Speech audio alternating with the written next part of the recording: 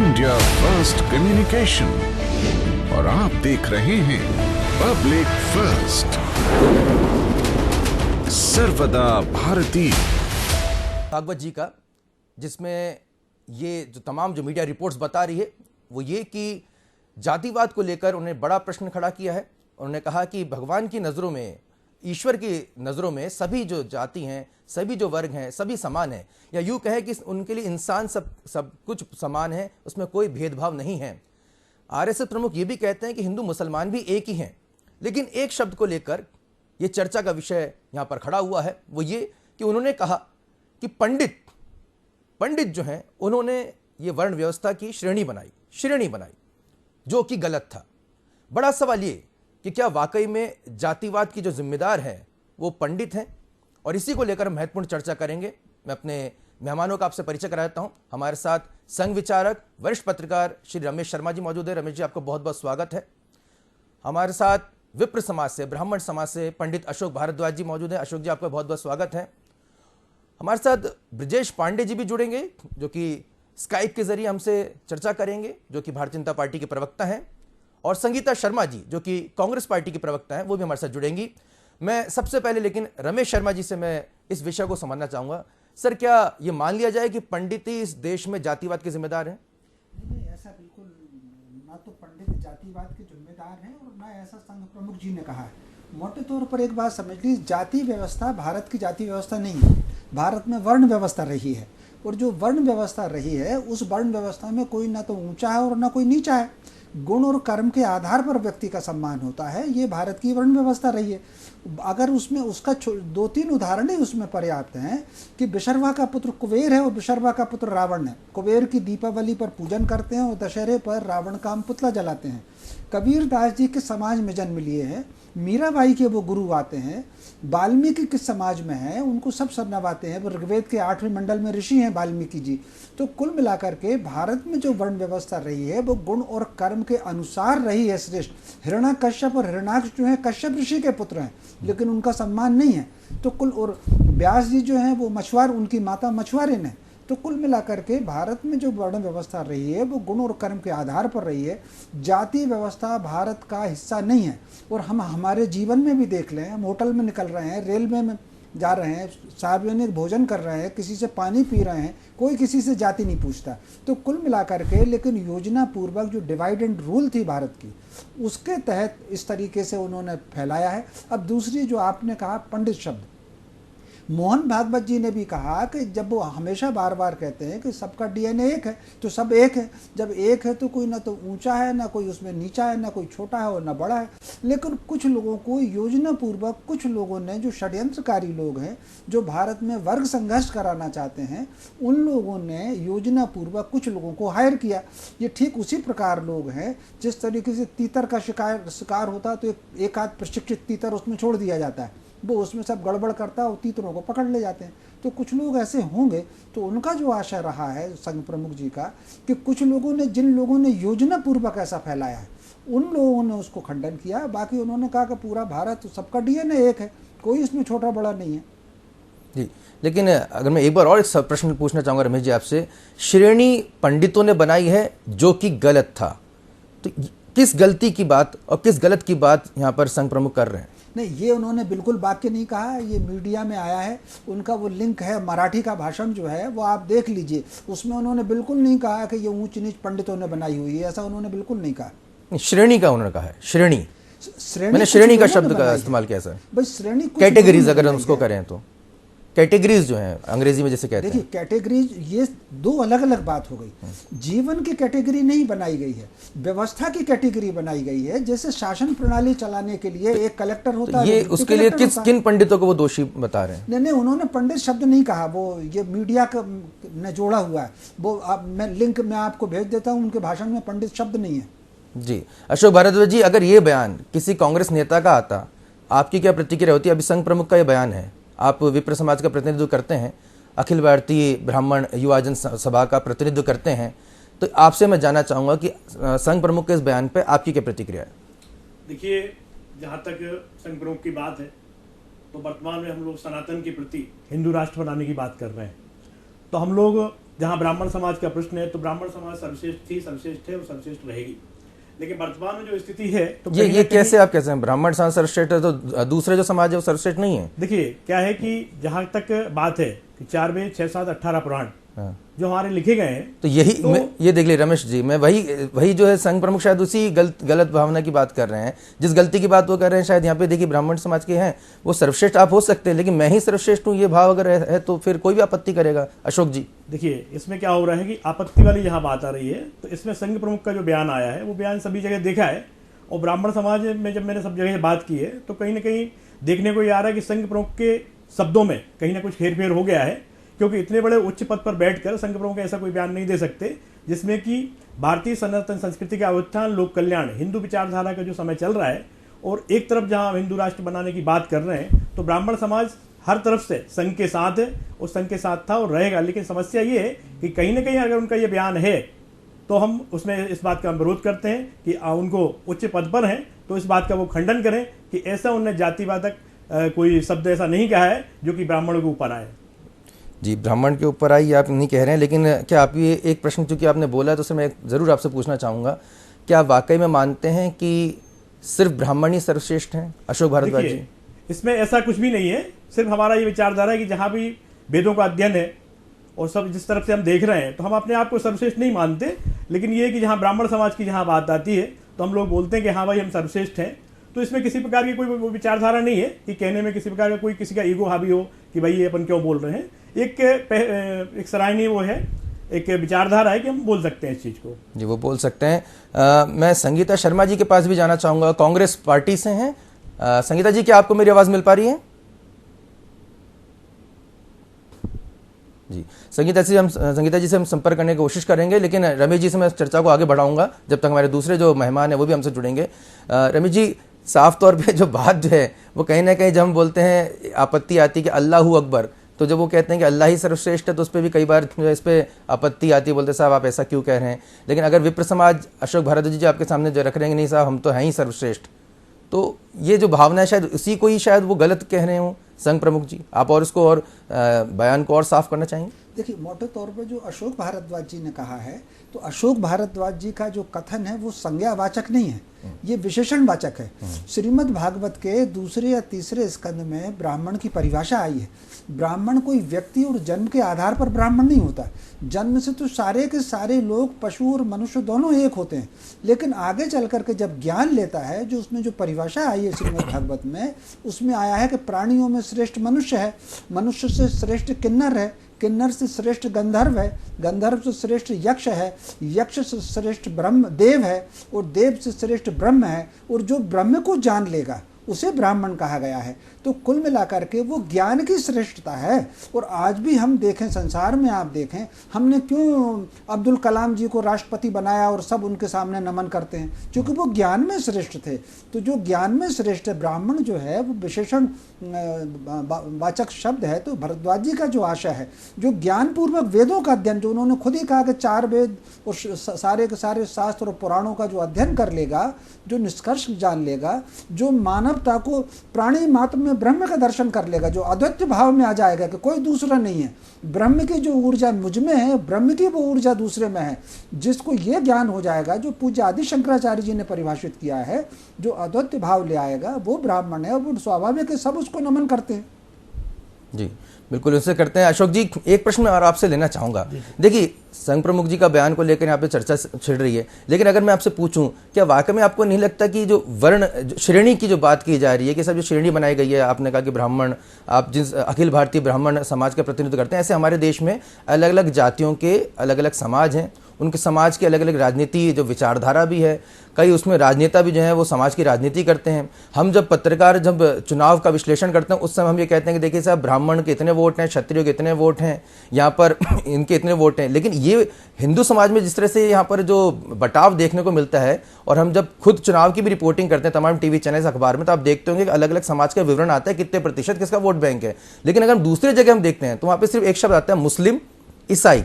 तो ये बात तो आप स्वीकार करेंगे कि हिंदू समाज में कहीं ना कहीं इस श्रेणियों की वजह से बटाव हुआ है, और कहीं ना कहीं जो नुकसान की बात संघ प्रमुख अपने बयान में कह रहे हैं कि इससे हमारे देश को काफ़ी नुकसान हुआ है, समाज में काफ़ी बंटवारा हुआ है, तो क्या आपको नहीं लगता कि उसके लिए कहीं ना कहीं ये श्रेणियां दोषी हैं जिस श्रेणी की आप बात कर रहे हैं?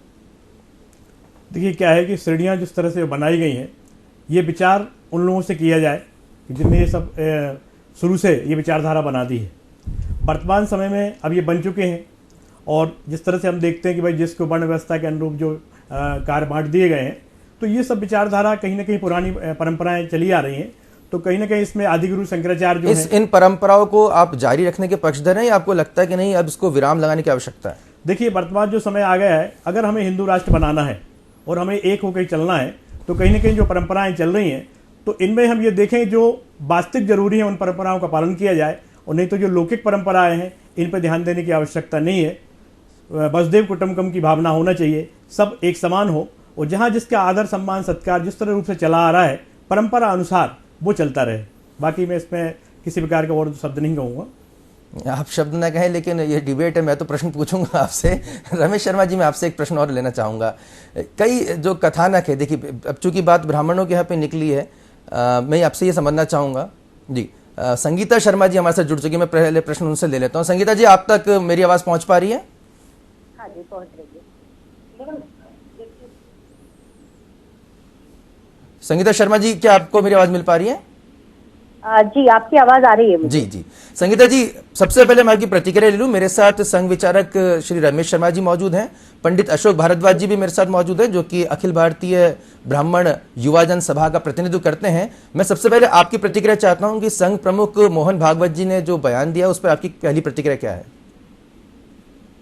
मेरी पहली प्रतिक्रिया तो ये है कि मोहन भागवत जी खुद भी ब्राह्मण हैं और देश के अंदर ऐसे तमाम ब्राह्मण हैं जो बड़े लेवल पर शिक्षित हैं। तो मुझे लगता है कि इस तरीके के बयान देने से पहले उन्हें सोचना चाहिए कि ब्राह्मणों के खिलाफ इस तरीके की आवाज उठाना मोहन भागवत जी और देश के तमाम भारतीय जनता पार्टी और कांग्रेस पार्टी के जो बड़े ब्राह्मण लीडर हैं उनके अलावा भी देश के सभी ब्राह्मणों का इसमें पूरी तरीके से अपमान मानती हूँ मैं इसे। और क्योंकि हम काफी पहले से ये कहते चले आ रहे हैं कि देश के अंदर, राजनीति के अंदर आपको धर्म, जाति और समाज को लेकर बिल्कुल भी नहीं आना चाहिए, जो हम ये स्थिति लगातार देख रहे हैं। इसके पहले ये पार्टी ब्राह्मण और बनियों की पार्टी कहलाती थी, संघ प्रमुख ब्राह्मणों के लिए बोलते थे, और आज स्थिति ऐसे कैसे हो गई है, इसे मैं एक तरफ तो उस नजरिए से भी देखती हूँ कि मध्य प्रदेश में देश के अंदर 2023 में 9 राज्यों में चुनाव होने जा रहे हैं। 2024 में आम चुनाव है देश का, और ऐसे समय पे इस तरीके के बयान देना मुझे साफ तौर पर लगता है कि संघ भाजपा का पूरी तरीके से सार्वजनिक तौर पर सपोर्ट कर रहा है। जी बिल्कुल। सीधे तौर पे आपका कहना है कि संघ प्रमुख जी के इस बयान से ब्राह्मण समाज का अपमान हुआ है। अशोक भारद्वाज जी, क्या ब्राह्मण समाज का इस अपमान की बात कही जा रही है? कांग्रेस पार्टी की संगीता शर्मा जी, वो भी कहीं ना कहीं ब्राह्मण समाज से ही है, उनका कहना है कि संघ प्रमुख जी का जो बयान है वो कहीं ना कहीं अपमानजनक है ब्राह्मण समाज के लिए। देखिए, अगर उनका बयान ये है, वैसे सुनने में आ रहा है कि उन्होंने ये बयान नहीं दिया है, कुछ शब्दों में हेराफेरी की गई है, लेकिन अगर उन्होंने ये शब्द कहे हैं तो ये वास्तविक ब्राह्मण समाज का अपमान है। और इतने वरिष्ठ होकर और इतने बड़े पद पर बैठने के बाद अगर वो ये सब कर रहे हैं तो ये गलत है और उनको अपने शब्द वापस लेना चाहिए। मेरा राष्ट्रीय ब्राह्मण सभा के द्वारा यही उनसे निवेदन है। जी, आप कह रहे हैं कि उनको शब्द वापस लेने चाहिए, लेकिन रमेश शर्मा जी, मैं चाहूँगा कि क्योंकि अब संगीता शर्मा जी भी अब जुड़ चुकी हैं बयान को लेकर, क्योंकि देखिए संघ प्रमुख अगर कुछ कहते हैं तो उनके बयानों के कई जो है निहितार्थ होते हैं कि वाकई में उनको सही संदर्भों में लिया जा रहा है, ये भी जानना बहुत ज़रूरी है। क्योंकि संघ प्रमुख का जो बयान है वो कहीं ना कहीं दिशा भी तय करते हैं, और वो इतने बड़े जो है संगठन, विश्व के सबसे बड़े संगठन के वो मुखिया हैं। तो आपको लगता है कि क्या ये वाकई में वही उन्हीं अर्थों में समझा जा रहा है जिन अर्थों में कहा गया है, या मीडिया रिपोर्ट आ रही है, मैं यूँ कहूँ, जो हम गूगल पर सर्च करें तो जिस तरह से बयान आ रहा है, या आपको लगता है कि नहीं उनका निहितार्थ कुछ और था? एक बार आप फिर और साफ करना चाहेंगे रमेश शर्मा जी? देखिए, मोटे तौर पर अगर उन्होंने ऐसा कहा ही नहीं है तो हम, अगर कहा होता तो सारी आलोचनाएं स्वीकार थी। जब उन्होंने ऐसा कहा ही नहीं है तो हम किस आधार पर उनकी आलोचना करें? मुझे एक बात बताइए, कुछ चीज़ें सोचने की भी होती हैं। जो व्यक्ति भारत में रहने वाले प्रत्येक नागरिक को एक मानता हो, वो कैसे किसी के जाति को लेकर के, वो वर्ग को लेकर के कर देगा। और मुझे कई वक्त मीडिया पर इस बात का बहुत आश्चर्य होता है, जैसा आपने अशोक जी से पूछा था। मैं आपसे एक सवाल आशुतोष जी पूछना चाहता हूँ। आप इतने वर्षों हो गए, 20 साल आपको पत्रकारिता में होते हुए हो गए होंगे सर। इन 20 वर्षों में कभी आपने ये खबर बनाई कि किसी क्षेत्र में इतने रोहिंग्या मतदाता हैं, इतने सिया मतदाता हैं, इतने सुन्नी मतदाता हैं, इतने रजाकार मतदाता हैं और इतने अहमदिया मतदाता हैं, कितने कैथोलिक मतदाता हैं, कितने रोमन मतदाता हैं? उनके यहाँ तो, भारत में तो कभी ऐसा हुआ नहीं। अभी हम 4 दिन से पाकिस्तान में खबर पढ़ रहे हैं, परसों नरसों शियाओं की मस्जिद में विस्फोट हुआ, कल परसों रोहिंग्याओं के, अहमदियाओं की मस्जिद में विस्फोट हुआ। उनके यहाँ इतने खून खराबे होते हैं, उसके बावजूद भी किसी की खबर नहीं होती। लेकिन हिंदू समाज में वर्ण व्यवस्था, जाति व्यवस्था को लेकर के योजना पूर्वक, षड्यंत्र पूर्वक जो अंग्रेज चले गए 75 साल पहले, लेकिन वो जो डिवाइड एंड रूल की जो नीति है, अब तो हम उससे ऊपर उठें और पूरे भारत को एक सूत्र माने और पूरे भारत में रहने वाले नागरिक को एक स्वरूप में देखें, तब तो राष्ट्र निर्माण होगा, तब तो भारत विश्व में फिर से श्रेष्ठ बन पाएगा। तो कुल मिलाकर के हम छोटे छोटे एक एक शब्द को पकड़ करके अगर छीछालिदर करेंगे तो मैं समझता हूँ ये अनावश्यक का बात है। और उन्होंने, चूंकि मेरी संवाद केंद्र में बात हुई है, उन्होंने ऐसा कहा ही नहीं। जब उन्होंने नहीं कहा तो हम क्यों उसकी आलोचना करें? बिल्कुल, आप कह रहे हैं साफ तौर पर कि कहीं डिवाइड एंड रूल। अशोक जी, जो बहुत महत्वपूर्ण बात यहाँ पे रमेश शर्मा जी कह रहे हैं कि भाई हो सकता है डिवाइड एंड रूल का मैटर हो, ये मुद्दा जो है कहीं ना कहीं षड्यंत्र के तौर पर, क्योंकि बरसों बरस जो है भारत के साथ, क्योंकि भारत जब भी प्रगति करता है तो इस तरह के जातिवाद में बांटने की कोशिश की जाती है। क्या आपको लगता है कि ये भी इसमें एक आशंका हो सकती है? देखिए, जो हमारे आदरणीय शर्मा जी बता रहे हैं ये बिल्कुल सत्य बात है कि क्योंकि इतने बड़े उच्च पद पर बैठ के मुझे नहीं लग रहा, क्योंकि मैंने भी संघ में काम किया है और काफ़ी वर्षों काम किया है जी। ऐसे किसी प्रकार का मुझे नहीं लगता कि उन्होंने ऐसे शब्द कहे हैं। लेकिन मैं पुनः अपने उसी शब्द पे आता हूँ कि अगर कहे हैं तो उन शब्दों को खंडन किया जाए। और मुझे लग रहा है कि एक बहुत बड़ा ये षड्यंत्र है एक प्रकार से समाज को लड़ाने का, क्योंकि ब्राह्मण हर समाज के लिए सब कुछ कर रहा है, आशीर्वाद देता है, कार्य करता है, और कहीं ना कहीं हर सलाह एक ब्राह्मण से ली जाती है। तो ये ब्राह्मणों को उग्र करने के लिए एक कोई षड्यंत्र है, और मुझे नहीं लग रहा कि संघ प्रमुख ने ऐसा कुछ कहा है। ने ऐसा कुछ नहीं कहा है। मैं ब्रिजेश पांडे जी, भारतीय जनता पार्टी के प्रवक्ता, उनकी तरफ जाने की कोशिश करूंगा। ब्रिजेश जी, क्या आपको मेरी आवाज मिल पा रही है? शायद ब्रिजेश जी से भी हम संपर्क स्थापित करने की कोशिश कर रहे हैं लगातार। मैं आऊंगा संगीता शर्मा जी, क्या आपको मेरी आवाज मिल पा रही है? हाँ जी जी। संगीता जी, यहाँ पर रमेश शर्मा जी का ये कहना है, संघ विचार है कि भाई ये एक तो षड्यंत्र भी हो सकता है, बरसों बरस भारत को जातिवाद में बांटने की कोशिश की जाती रही है, ये उसी का एक नमूना हो सकता है, और कहीं ना कहीं आशंका जता रहे हैं। उनका साफ तौर पर कहना है कि संघ प्रमुख के जो बयान को गलत तरीके से जो है पेश किया गया, ऐसा उन्होंने कहा ही नहीं है।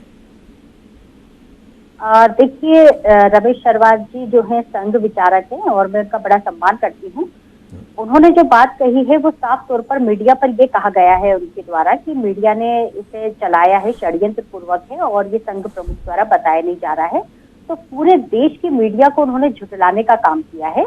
और जहां तक कि मैं जितने भी अखबार, टीवी चैनल सब देख रही हूँ, उसमें साफ तौर पर यही कहा जा रहा है कि संघ प्रमुख मोहन भागवत द्वारा कहा गया है कि ब्राह्मणों के द्वारा, पंडितों के द्वारा ये बनाया गया है। तो अब इसमें यदि ये सच्चाई नहीं है तो मुझे नहीं लगता है कि आपके टीवी चैनल को इस पर डिबेट रखना चाहिए थी। बिल्कुल, साफ तौर पर रमेश जी, कांग्रेस पार्टी का ये कहना है कि भाई पूरे देश का जो मीडिया है, अगर वो दिखा रहा है ये शब्द जो है कहीं ना कहीं पंडित शब्द जो है इस्तेमाल किया गया है, तो या तो कहीं ना कहीं खंडन आना चाहिए। मैं एक प्रश्न आपसे जरूर लेना चाहूँगा, क्या इस पर कोई, अगर मैं आपसे ऑफिशियली पूछूं सर, कोई खंडन या कुछ स्पष्टीकरण आया है इस पर संघ की तरफ से? मोटे तौर पर संघ वालों कभी किसी बात का खंडन करते नहीं। वो जिसको जो धारणा बनाना है वो धारणा बना ले। बड़ी बड़ी घटनाओं पर भी वो अपनी प्रतिक्रिया नहीं देते। एक उदाहरण मैं देना चाहता हूँ, अशोक जी मेरी बात से सहमत होंगे। संघ की शाखाओं में सरनेम नहीं लिया जाता किसी का। जैसे आप गुप्ता लिखते हैं, मैं शर्मा लिखता हूँ, संगीता शर्मा लिखती हैं, भारद्वाज लिखते हैं, तो इस भारद्वाज, शर्मा, गुप्ता से वहाँ संबोधन नहीं होता। आधे नाम से आशुतोष जी, अशोक जी, रमेश जी, संगीता जी, इसी तरीके से होता है। तो कुल मिला करके वो संघ का काम बिल्कुल अलग तरीके का है, वो पूरे भारत को। और ये बात अंबेडकर जी जब संघ की शाखा में गए थे तो उनको आश्चर्यजनक लगा, उन्होंने स्वयं वहाँ पर शाखा में जाकर के पूछा, और जो अंबेडकर जी के संस्मरणों में मौजूद है। तो कुल मिलाकर के जो भारत एक राष्ट्र की बात करते हैं, पूरे एक नागरिकता की बात करते हैं, उसके बारे में ये कहना, अभी पिछले दिनों राहुल गांधी जी का एक वीडियो जो 2 साल पुराना था उसको ट्वीट करके कितने मीडिया वालों ने चलाया। तो मीडिया में कहीं ना कहीं भारत में अराजकता, अशांति और मतभेद फैलाने का कुछ ना कुछ कोई उपाय है। कुछ लोग घुसे हैं, तो उनको हमको उस सत्य को समझना चाहिए। इसको हमको राजनीतिक विचार को लेकर के से ऊपर उठ करके जो षड्यंत्र होते हैं महापुरुषों के नाम पर, प्रसिद्ध पुरुषों के नाम पर, उनके बयानों को लेकर के, उसको हमको उस यथार्थ को ही समझ करके उसकी प्रतिक्रिया देनी चाहिए। बिल्कुल प्रतिक्रिया देनी चाहिए। बहुत बहुत शुक्रिया आप तमाम जो हमारे जो गेस्ट हमसे जुड़े हैं, रमेश शर्मा जी, अशोक भारद्वाज जी, संगीता शर्मा जी, आप सभी का बहुत बहुत शुक्रिया। आपने अपना विचार रखे, बहुत ही महत्वपूर्ण। और देखिए कुछ ऐसे मुद्दे होते हैं जो बहुत ही कहा जा सकता है गंभीर मुद्दे होते हैं। एक शब्द का अगर गलत अर्थ निकाल लिया जाए तो उसका तिल का ताड़ बन जाता है।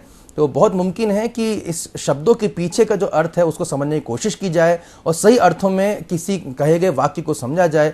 और हम सभी का कर्तव्य है कि भारत को आगे लेके जाना। और यही सभी लोग यहाँ पर आशा कर रहे हैं कि संघ प्रमुख, जो कि कहीं कोई पॉलिटिकल संगठन नहीं है, उनके द्वारा कहा गया जो वाक्य है वो भारत को आगे ले जाने के लिए कहा गया होगा, उसको सही अंदाज में समझने की यहाँ पे जरूरत है। इस खबर पर और तमाम अपडेट्स पर हमारी नजर लगातार बनी रहेगी। आप देखते रहिए पब्लिक फर्स्ट न्यूज, सर्वदा भारतीय।